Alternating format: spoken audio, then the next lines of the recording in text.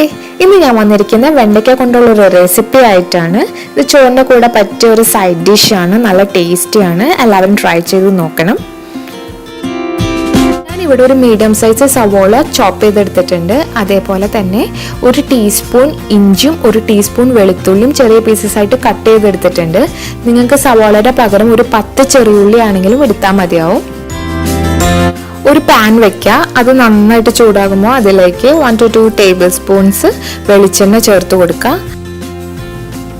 വെളിച്ചെണ്ണ നന്നായിട്ട് ചൂടാകുമ്പോൾ നമുക്ക് അതിലേക്ക് ഇഞ്ചും വെളുത്തുള്ളിയും സവാളയും ഒക്കെ ചേർത്ത് കൊടുക്കുക.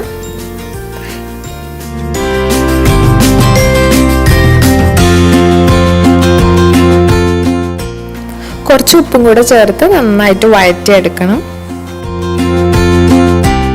ഇപ്പോൾ സവോളയൊക്കെ നന്നായിട്ട് വഴന്ന് കിട്ടിയിട്ടുണ്ട്. ഇനി നമുക്ക് ഇതിലേക്ക് ഓരോ മസാലപ്പൊടികൾ ചേർത്ത് കൊടുക്കാം. ആദ്യമായിട്ട് നമുക്ക് 1/4 ടീസ്പൂൺ മഞ്ഞൾപ്പൊടി ചേർത്ത് കൊടുക്കാം. 1 ടീസ്പൂൺ മല്ലിപ്പൊടി, അതേപോലെ തന്നെ 2 ടീസ്പൂൺ ചതച്ച മുളക് ഞാൻ ഇവിടെ ചേർത്ത് കൊടുക്കുന്നുണ്ട്. ചതച്ച മുളകില്ലെങ്കിൽ മുളക് പൊടിയാലും ചേർത്ത് കൊടുത്താൽ മതിയാവും. ചതച്ച മുളകായിരുന്നു കുറച്ചുകൂടി ടേസ്റ്റ് കൂടുതൽ കിട്ടുക. ഇപ്പം മസാലയുടെ ഒക്കെ പച്ചമണം മാറിയിട്ടുണ്ട്. ഇനി നമുക്കിതിലേക്ക് തേങ്ങ ചേർത്ത് കൊടുക്കാം. ഞാനിവിടെ ഒരു പിടി തേങ്ങയാണ് ഇട്ട് കൊടുക്കാൻ പോകുന്നത്. 1-2 മിനിറ്റ് നന്നായിട്ട് ഇത് റോസ്റ്റ് ചെയ്തെടുക്കാം. വെണ്ടയ്ക്ക എടുത്ത് നല്ല വൃത്തിയായി കഴുകിയതിന് ശേഷം അതിൻ്റെ വെള്ളമൊക്കെ കളഞ്ഞിട്ട് ഞാൻ ഇതേപോലെ നീളത്തിൽ കട്ട് ചെയ്തെടുത്തിട്ടുണ്ട്.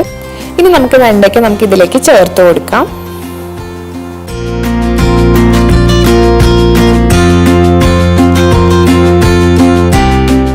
നന്നായിട്ട് മിക്സ് ചെയ്തെടുക്കുക.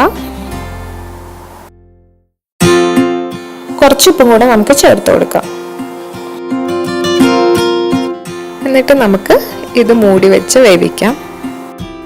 ഇടയ്ക്ക് ഒന്ന് തുറന്നു കൊടുക്കുക. എന്നിട്ട് നന്നായിട്ട് ഇളക്കി കൊടുക്കുക.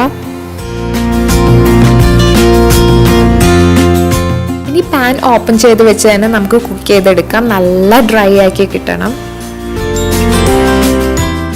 ഉപ്പ് നോക്കിയിട്ട് ആവശ്യമുണ്ടെങ്കിൽ വീണ്ടും ചേർത്ത് കൊടുക്കാം.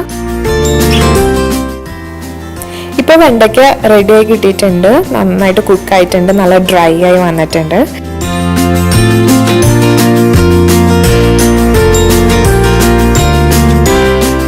ഇങ്ങനെ നമ്മളുടെ അടിപൊളി വെണ്ടയ്ക്ക തോരൻ റെഡി ആയിട്ടുണ്ട്. നല്ല ടേസ്റ്റാണ് കഴിക്കാനായിട്ട്. അപ്പോൾ നിങ്ങൾക്ക് എൻ്റെ റെസിപ്പി ഇഷ്ടപ്പെട്ടിട്ടുണ്ടെങ്കിൽ വീഡിയോ ലൈക്ക് ചെയ്യണം, ചാനൽ സബ്സ്ക്രൈബ് ചെയ്യണം, കമൻറ്റ് ചെയ്യണം. Thank you so much.